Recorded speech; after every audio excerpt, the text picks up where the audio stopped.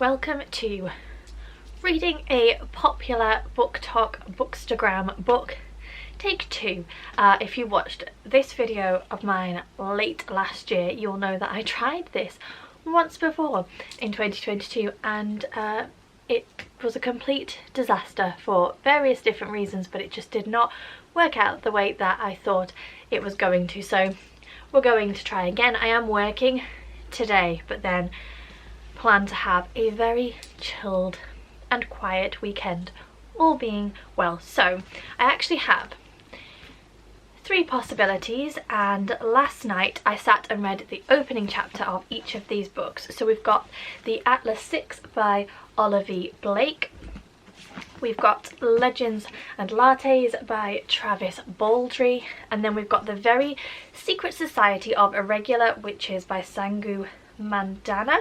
And honestly, it was really difficult to choose between them all. They all sound so good, and I'm definitely going to get to all 3 of them as soon as possible, regardless of the fact that I'm actually going to choose the Atlas 6 for this video. Now, there are a number of things that are making me dubious. I do feel like I've picked the longest book of the 3, so whether I'll actually get it finished this weekend, I'm not sure, but I was just super intrigued by the premise and the setup and all of that, and I'm really interested now to see what is going to happen. So whether I get to finish the whole book or not over the weekend, this is definitely the one that I want to go forward with, and then obviously I will definitely read these at some point, and I think that they're going to be quite quick and quite cozy reads, which is a really good vibe, but not the vibe that I wanted for this weekend. I'm just really in a dark era at the moment. I want dark fantasy,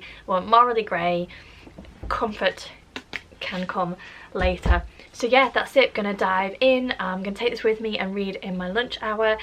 I'll do some reading this evening obviously, and then into the weekend we will see how it goes.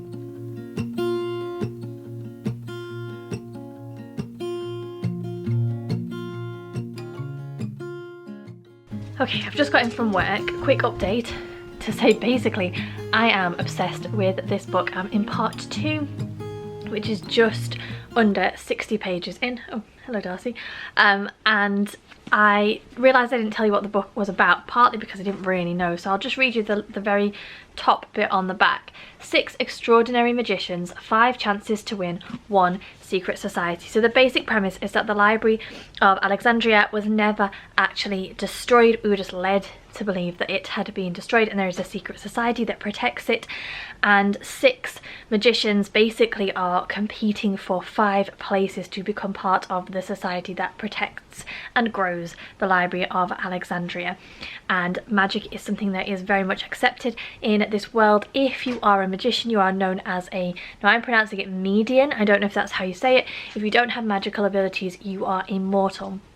And we have read from the point of view of all 6 of the magicians who are going to be invited to train to try and get one of these 5 spots. So we have a physicist, we have 2 physicists who can manipulate things around them, a naturalist, a telepath, and I am loving it so much. And I can't get a read on whether it's going to be very Six of Crows-esque, where our 6 magicians are going to band together, or whether we are actually reading towards the death, I think, because at the very beginning it tells us that 6 go in but only 5 come out, of one of these characters that we are going to get to know. But they're all a little bit out arrogant, they're all a little bit out for what they can get, they're all very aware that they are excellent at what they do.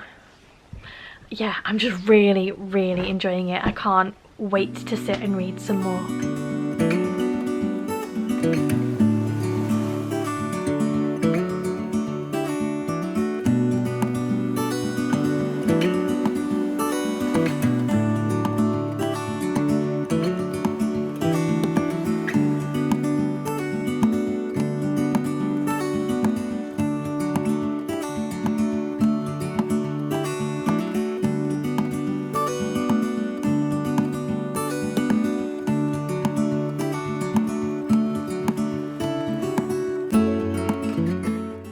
I don't actually have too much to update you on. I'm only this far in.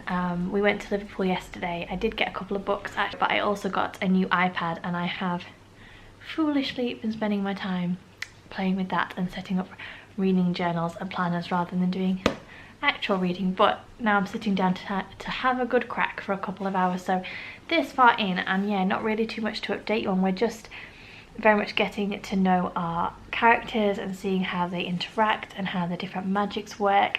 Nearly all of them have some kind of hidden capacity or untapped talent or backstory, mysterious element that we don't really know about. One of the characters, Callum, has done something, so they get attacked on the first night that they are there, and two of our characters, Callum and Parisa, go off together and something happens and we don't know what it is, but we know that it is something.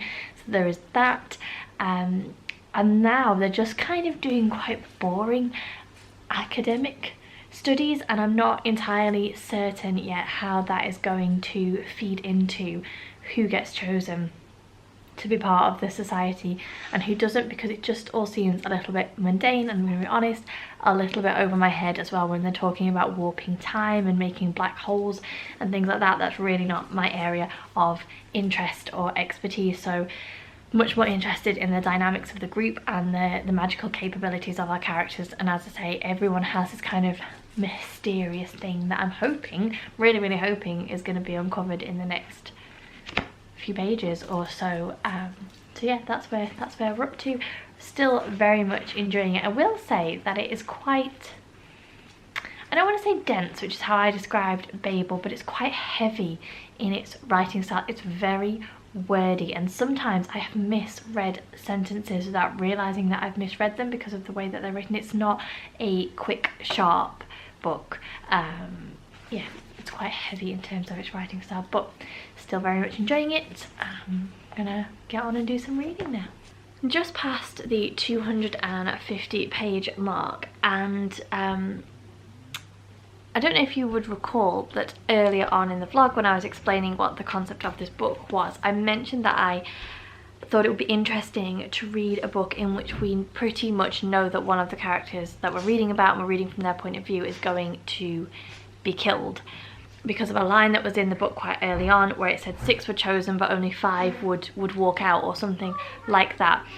One of our characters has now discovered that one of them is going to die, and it's being treated as like quite a big deal. Obviously it is a big deal in the minds of our characters, but in terms of how much weight and time the author is giving to it, it feels like we shouldn't have known that as readers. And now I'm not sure whether I wasn't supposed to catch on to that so early on in the book, or whether it's being used as a cloak for a bigger twist or reveal that is coming, because I can't, quite a lot of time has been spent to this character suspecting and then going out of their way to find out, and then discovering, and now dealing with that, and now asking for information about that, more than I think would have been given if we were meant to already know that as readers. It would almost be like just an accepted thing that was going to happen, and now I don't really know what to make of it. Now I don't know if I'm being ultra suspicious in looking for more clues about something else that's coming, or if I should just accept that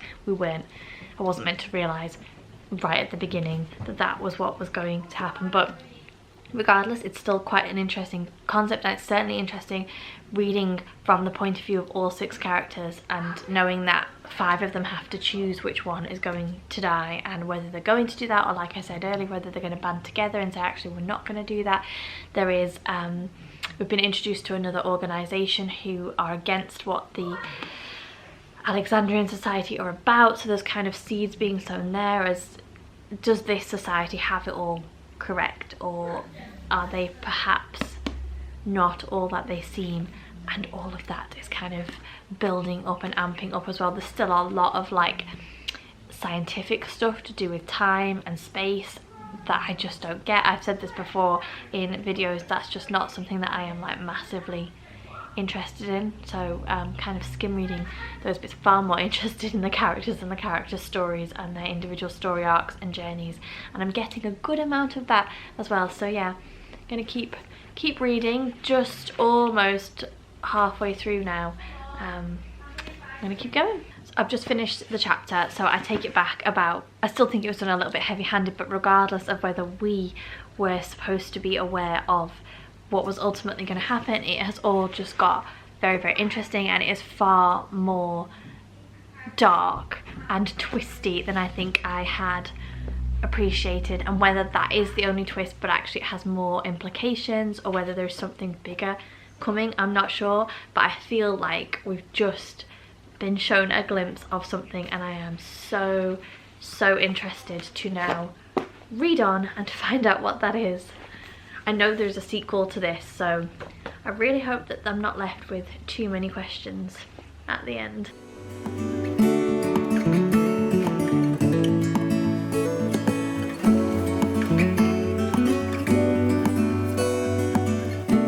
I've got this much left to read of the book, and I've just found out who dies, and I'm not happy, and I can't read anymore at the moment because we're just heading out, but yeah, not loving it.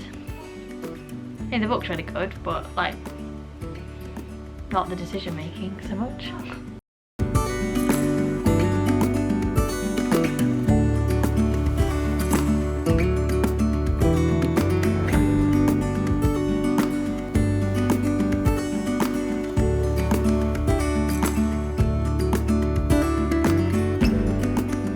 I cannot remember the last time that I was so hooked and obsessed with a book that I literally could not put it down. I loved this book. I also can't think of the last time that I would have managed to read a book that was over 500 pages in effectively 2 and a bit days, but literally every opportunity that I had to read this book, I was reading it. I was completely hooked, completely invested in our characters, in their journey, in the high stakes, in their dynamics, just the whole setup, everything, the writing style, tick, tick, tick, tick, tick. I thought that it was fantastic. Being honest, I'm only going to give this maybe 4.5 stars because, as I mentioned earlier, there is a lot of heavy content in this book around science and time travel and planes of thought and memories and dreams and a whole lot of stuff that I just don't compute in my brain. They're not the type of books that I enjoy reading. My mind doesn't work that way. I can't conceptualize them properly, but even as I was reading it, I was thinking how much James would love that part of this book, so it definitely will have its audience out there. If that sounds interesting to you, then yeah, definitely recommend it. And also, if you like books that are very heavily character driven with high stakes, then I would also recommend this book. I mean, these characters are arrogant, some of them are morally grey, some of them are just not good people, they have their own histories, they have their own secrets, they have their own desires.